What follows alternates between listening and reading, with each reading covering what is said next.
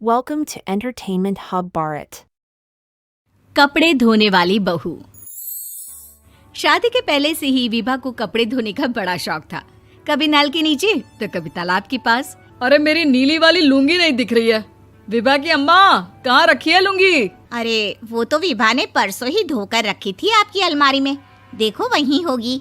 वो ना मैंने आज धो दी, मुझे लगा कि गंदी हो गई होगी। अरे कैसे गंदी हो गई थी? उसे तो मैंने पहना भी नहीं। हे भगवान, इस लड़की के कपड़े धोने की आदत से परेशान हो गया हूँ मैं। जितना तो घर में राशन नहीं आता उससे कहीं ज्यादा डिटर्जेंट पाउडर का खर्चा है। इसकी शादी करवा दो, शादी। जाए अपने घर में ही करे काम, फिर चाहे घर के कपड़े धोने हो या पूरे गांव के।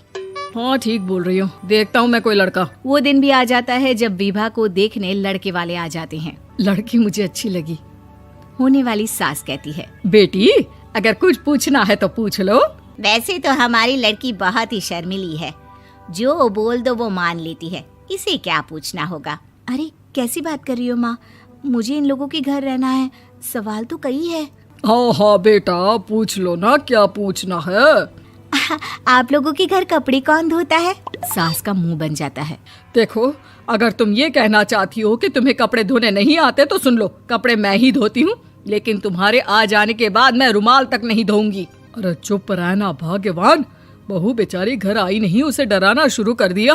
वो क्या है ना बिटिया, अभी तक तो ये कल्लू की माँ ही धोती थी, लेकिन अब तुम्हारे पापा तो दहेज में वॉशिंग मशीन देंगे ही।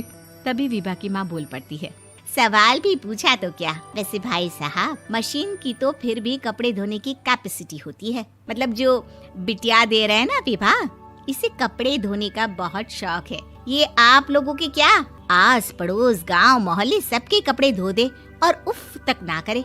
बाहर देखा नहीं आपने कितने कपड़े सूख रहे हैं? सब हमारी बिटिया ने ही तो धोए हैं। बस भी करो ना माँ, शर्म आ रही इतनी तारीफ सुनकर। और तो और एक दाग निकाल कर दिखाओ तो मान जाऊं। हाँ अच्छा माफ करना बेटा, मैंने गलत समझा। हमें तो रिश्ता बहुत पसंद है। और ऐसे जुड़ जाता है रिश्ता कपड़े धोने का शौक रखने वाली विभा का। उसकी शादी हो जाती है कोयला फैक्ट्री में काम करने वाले कल्लू के साथ। शादी के बाद अचानक विभा चिल्लाती हुई सास के पास आती है। सासू माँ, अरे सासू माँ कहाँ है आप? ये तो धोखा है, धोखा दिया आप लोगों ने मुझे। इसे ससुर के चक्कर के बारे में पता चल गया। अरे तो उसमें तुझे क्यों धोखा मिला है? अरे नल में पानी नहीं आता, कपड़े कैसे कब धुलेंगे? अच्छा तू पानी नहीं आ रहा उसकी बात कर रही है। तो आपने क्या सोचा? कुछ नहीं। अच्छा तेरी माँ ने कहा था कि कपड़े धोने का शौक है तुझे, याद आया मुझे।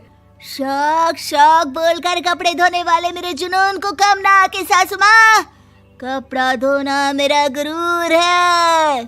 तभी पति भी वहाँ आ जाता है। अभी मैंने इसे सनी देओल की फिल्म दिखाई है, उसी के डायलॉग मार रही है माँ। अच्छा सुन, साफ साफ बता रही हूँ, पानी सुबह 4 से 6 और शाम को 10 से 12 आता है, समझी?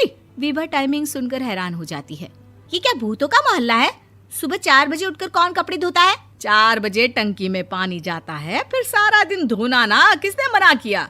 अरे कैसी बात कर रही हैं? 200 लीटर की टंकी में कितने कपड़े धो लूंगी मैं? सुबह ही उठ जाऊंगी मैं। अब क्या था, विभा सुबह 4 से लेकर रात के 12 बजे तक कपड़े ही धोती रहती। एक रोज सास पड़ोस से निकलकर कहीं जा रही होती है कि साथ वाली कहती है, हाँ कल्लू की माँ, जरा ये बताओ कि 2 साड़ी है, 2 ब्लाउज और एक पेटीकोट और एक नाड़े वाला लंबा कच्छा।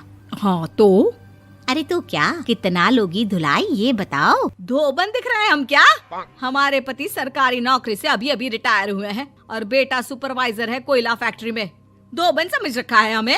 हाय रे कल्लू की अम्मा, माफ कर दो, वो तो मोहल्ले में यही सब बता रहे थे कि तुमने बहू को कपड़ा धुलवाने के काम में लगा दिया है। सास को पड़ोसन की बात सुनकर गुस्सा आ जाता है। वो घर पहुंचती है जहां घर के बाहर ही इतने सारे कपड़े सूख रहे होते हैं जितने कि किसी धोबन के घर पर। अरे ओ कल्लू की दुल्हन, बाहर निकल।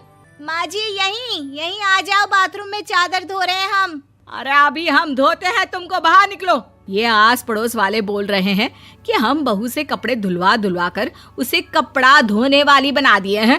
अरे छोड़ो ना माँ जी, किन लोगों की बातों में आती हो? आस पास के लोगों का तो काम ही होता है कि वो किसी तरह सास बहू को लड़ा दे। बहू सारे घर के कपड़े धोती है, ये क्या कम है? बोलिए। सास को भी लग जाता है कि वो बहू का ये सनकीपन नहीं छुड़वा सकती, इससे अच्छा है कि खुद ही चुप हो जाए। एक रोज सास और बहू मंदिर जाते हैं, जहाँ सास की साड़ी वहाँ खड़ी भीख मांगने वाली से मिलती है। माँ जी क्या बात है, आपकी साड़ी उस भिखारन से कितनी मिल रही है ना? हाँ हाँ देखो तो दोनों की साड़ी मिल रही है। क्या बात है कल्लू की अम्मा, तुम खुद को तो अफसर की बीवी बताती हो और ऐसी सिंपल सी प्लेन साड़ी पहनकर घूमती हो। सिंपल और प्लेन नहीं है ये साड़ी। तो क्या सोने के धागे से फूल बने हैं? कुछ भी सासू माँ, कुछ भी। हाँ बने थे इस साड़ी में सोने के धागे से फूल। मेरे पति लेकर आए थे मद्रास से स्पेशली मेरे लिए 10,000 की। है भाई साहब इस भिखारन के लिए भी सेम टू सेम साड़ी लेकर आए होंगे 10,000 की। सास उस वक्त तो कुछ नहीं कहती, लेकिन बहू के साथ घर आती है और अलमारी से एल्बम निकाल कर लाती है। ये साड़ी देख रही है, ये वही साड़ी है जिसे मैंने अभी पहना था।